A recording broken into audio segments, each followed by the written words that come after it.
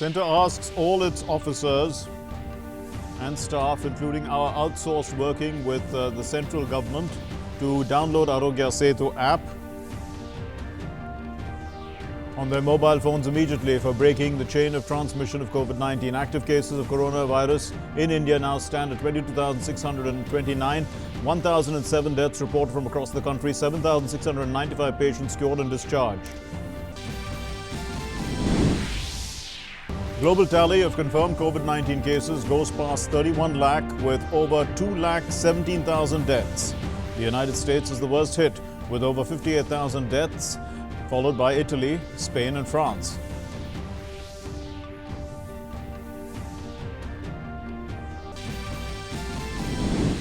US President Donald Trump announces that the state of Texas will start reopening businesses in a phased manner from Friday, and says that many states are moving to reopen safely and quickly.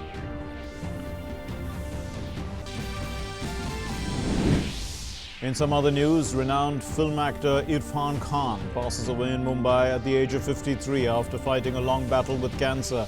The famous film director Shujit Sarkar tweets, giving out the news of Irrfan Khan's demise. I&B Minister Prakash Javadekar expresses condolences on Irrfan's demise. And Union I&B Minister Prakash Javadekar says the Modi government has not waived off even a single penny of willful defaulters. Says writing off is neither a waiver nor a clean chit to the defaulter, and it doesn't stop banks from making efforts to recover the amount. The Finance Minister Nirmala Sitharaman says the Congress is misleading on willful defaulters, bad loans and write-offs. The Union HRD Minister Ramesh Pokhriyal Nishank announces midday meal or its equivalent food security allowance will be provided to children even during summer vacations. During a video conference with state education ministers, the union minister says the decision will benefit about 11.5 crore children. Namaskar and welcome. Thank you for joining us here on the Midday News. I'm Mark Lynn. Let's begin with some bad news, shocking news. In fact, India has lost its versatile actor Irrfan Khan. The actor Irrfan Khan was fighting cancer for the past 2 years, but lost that fight this morning.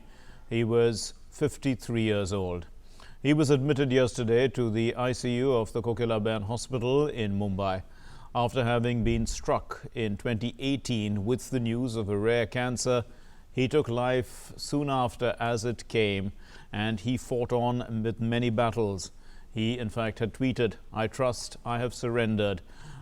These were some of the many words that Irrfan Khan expressed in a heartfelt note that he wrote in 2018, opening up about his fight against cancer. He left for his heavenly abode, leaving behind a legacy, said his family. Angrezi Medium was the last film that he had acted in. Irrfan Khan received the Padma Shri in 2011 for his excellence in the arts.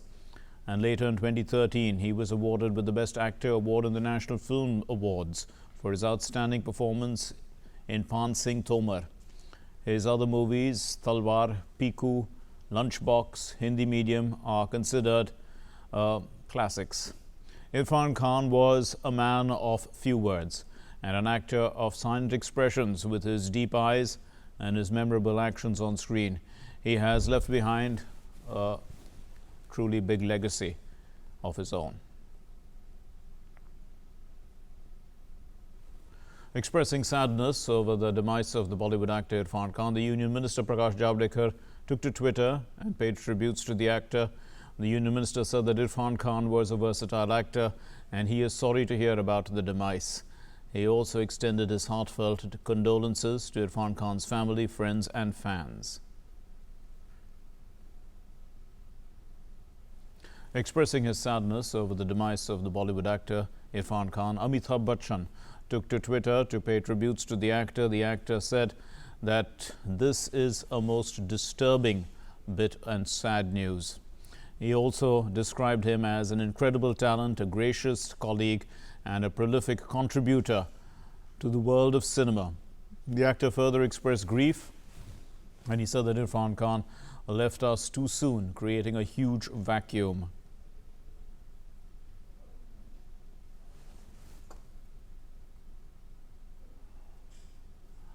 Also, actor Akshay Kumar expressed his condolences over Irrfan Khan's demise. The actor said, "This is such terrible news," and also that he is saddened to hear that about Khan's demise. Akshay Kumar hoped that God would give strength to the family in difficult times.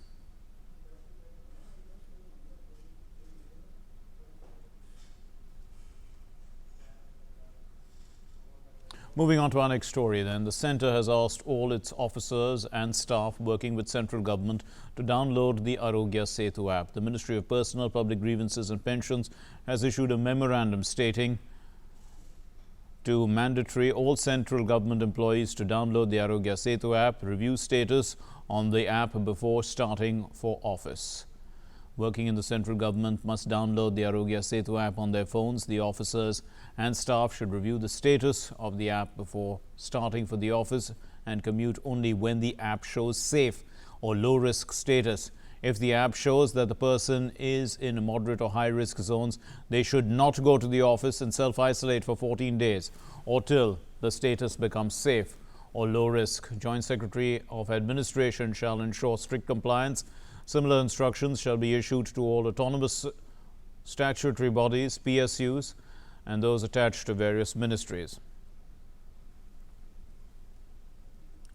The Union HRD Minister Ramesh Pokhriyal Nishank held a video conference with state education ministers and discussed issues related to COVID-19 and the midday meal program. He said that the complete syllabus of the CBSE and NCERT is available on Diksha portal. CBSE NCERT का पूरा पाठ्यक्रम दीक्षा portal पर आपको मिल जाएगा। एक राज्य को छोड़कर के देश के सभी राज्यों ने दीक्षा पोर्टल पर अपने को जोड़ा है और वो विद्यादान वन करके हम लोगों ने इसको शुरू किया था और मुझे इस बात को कहते हुए बहुत खुशी है दीक्षा पोर्टल के माध्यम से हम पूरे देश के छात्रों को दे पा रहे हैं। The HRD minister also announced that midday meal or its equivalent food security allowance will be provided to children even during the summer vacations. This will meet the nutritional requirements of eligible children under the midday meal scheme in order to safeguard their immunity, which is very vital during the COVID-19 outbreak. This will benefit about 11.5 crore children studying in class 1 to 8 in 11.34 lakh schools across the country. The central government will provide additional funds of about 958 crore rupees and 3 lakh metric tons of food grains worth approximately 990 crore rupees towards this end.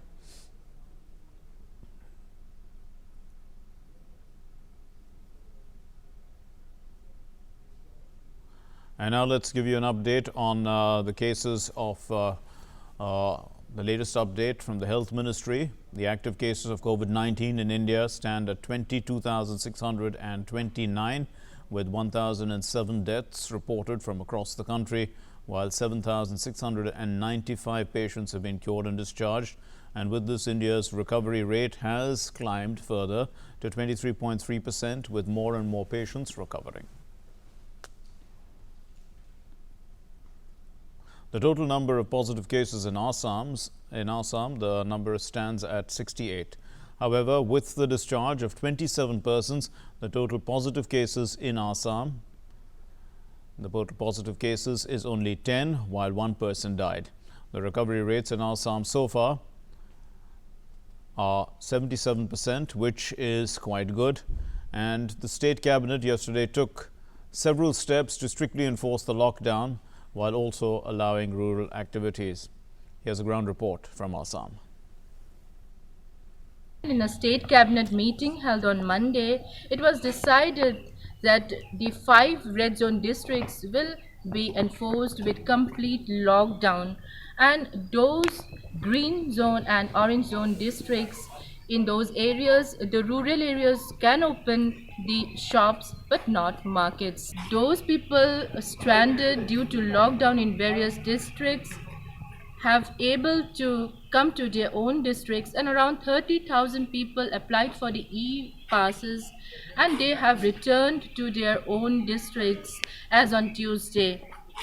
The Chief Secretary of Assam have strictly mentioned that those traveling without e-valid passes will be directly put under quarantine. Chief Minister Sarbananda Sonowal and Health Minister Dr. Himanta Biswa Sharma, they have been constantly monitoring the whole COVID-19 situation in Assam. With camera person Rishu Singh, this is Reena reporting for DD News. So the total number of positive cases in Assam is at 38. Now moving on to our next story then. In their outreach to provide everyone with basic essentials in the Union Territory of Ladakh, the Lieutenant Governor R.K. Mathur launched a campaign of distributing masks to all Antodaya beneficiaries and migrant labourers in Leh. The Lieutenant Governor handed over 2 reusable cotton masks to Antodaya beneficiaries and migrant labourers from Doda district working in Ladakh. And over 30,000 Antodaya beneficiaries and 14,000 migrant labourers working in Ladakh will be provided with the masks from the LG Relief Fund. And distributing the masks, the LG said that this is in response to the Prime Minister Narendra Modi's call to wear masks as a precautionary measure to stop the spread of the novel coronavirus. The UT administration has also decided to provide financial assistance of 10,000 rupees from the LG Fund to 5 needy patients undergoing treatment outside of Ladakh. The number of COVID-19 cases is on the rise in Pune, Maharashtra, even after the high alert. In such a situation, the Sardar Vallabhbhai Patel Hospital of Pune Cantonment Board has undertaken the help of someone who not only is serving patients suffering from COVID-19 but also providing relief to the staff. It's a robot. Here's the story. As the number of coronavirus cases in Maharashtra is on the rise, hospitals are coming up with innovative ways to assist patient and staff.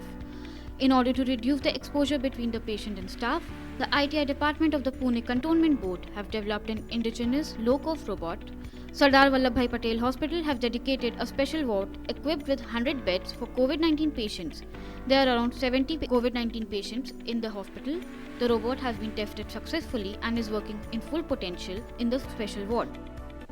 हम लोग काफ़ी प्रयास कर रहे थे काफ़ी समय से कि हम कोई हाई एंड रोबोट कुछ अदर स्टेट्स में जैसे कि राजस्थान में, केरला में और तमिलनाडु में है, लेकिन लॉकडाउन इश्यूज़ की वजह से उसका प्रोक्योरमेंट में बहुत दिक्कत आ रही थी। तो ऐसे में जो हमारे आईटीआई की टीम है और आईटीआई जो प्रिंसिपल हैं, इन्होंने उस समस्या को समझा और इन्होंने इस चैलेंज को स्वीकारा और इन्होंने इन हाउस उसको एक असेंबल करके रोबोट बनाने की कोशिश की, जिससे कि ज़्यादा से ज़्यादा पेशेंट्स को सर्विसेज दी जा सके बिना उनको एक्सपोज किए हुए जो हेल्थ वर्कर्स हमारे हैं। The hospital staff thanked the ITI department for the robot. The robot has been developed for reducing the staff patient exposure. The cost-effective robot has been developed with a total cost of only 45,000 rupees. Robot रहने की वजह से nursing staff है और आया nursing ऑर्डिले है, उनका exposure बहुत ज़्यादा कम हो रहा है, क्योंकि पेशेंट को खाना देना, उसके बाद में उनको मेडिसिन दे देना, वहाँ तक जाना, उनको कुछ ज़रूरत है तो ज़रूरती चीज़ें वहाँ तक पहुँचाना, इसमें जो एक्सपोजर होता था वो बहुत काफ़ी कम हुआ है। At a time when the centre and the state governments are working day in and out to contain the spread of the virus, such an initiative not only boosts the morale of the staff but also brings in a ray of hope. With Shama Mishra in Pune, DD India. In these unusual times, we take up different practices as precautions against the novel coronavirus, and people are coming up with new and innovative ways of coping. So in response to the Prime Minister's call for the lockdown to ensure the welfare of all, a Chetti Tirukonam village in Ariyullur village of Tamil Nadu has decided not to step outside of the village limits even for essentials. Instead, the villagers have turned adversity into opportunity, and they've returned to the barter system of old. So the villagers are in their homes, and this is a home to over 400 families living in this village who exchange agricultural produce cultivated on their farms with each other. The farmers do not take their goods to the market to sell outside. They just exchange it for articles that they need. So far, it's doing them a good job. It's serving them well. In a good news story from Mizoram, people are seen saluting the Chennai ambulance driver who travelled more than 3,000 kilometres from Chennai to Aizawl. Rahul accompanied his friend Vivian's body when it was brought back in an ambulance after the latter passed away in Chennai. Social media groups of the Mission Wing locality in Aizawl expressed their gratitude and gifted Rahul the traditional Thavlo Puan and a cash prize and a cash contribution worth 21,700 rupees. They also honoured the two Chennai drivers with Mizo traditional attire, and they gifted 5,000 rupees each to them.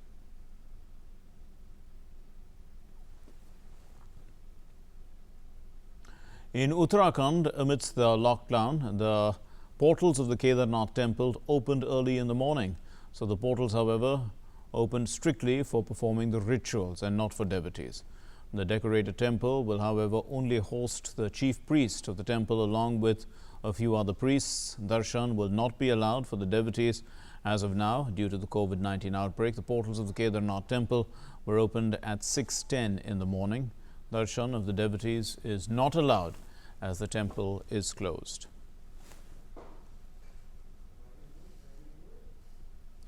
Union Minister Prakash Javadekar slammed Congress leader Rahul Gandhi for spreading false information regarding willful defaulters. The minister said that there is a difference between writing off a bad loan and waiving off a bad loan, which Rahul Gandhi doesn't seem to understand.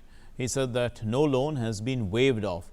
Instead, the properties of the willful defaulters are being seized. Rahul Gandhi's comment that Modi government has waived off 65,000 crore rupees. Not a single paisa has been waived off. Writing off is not waiving off. Chidambaram must take a tuition. And he must understand that this is not waiver. Writing off is a process of accounting where the account which has gone, which is in default, is taken off the book. But it is not to give him clean sheet or give him a certificate that there is no dues. Nirav Modi's assets are seized, they are auctioned, he is in jail in London. Mallya has now left with no choice but to come back because his appeal in High Court has been rejected. So there is action going on in each case.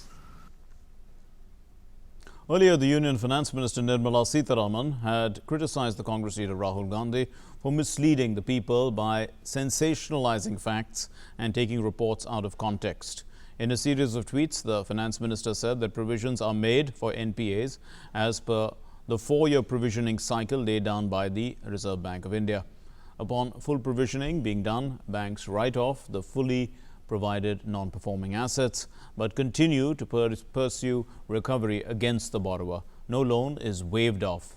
Dissecting certain high-profile cases, Sitharaman said that the Modi government had taken steps to recover money through various steps such as seizing, attaching and auctioning various assets and possessions. She added that extradition requests had also been made to the countries the defaulters were living in.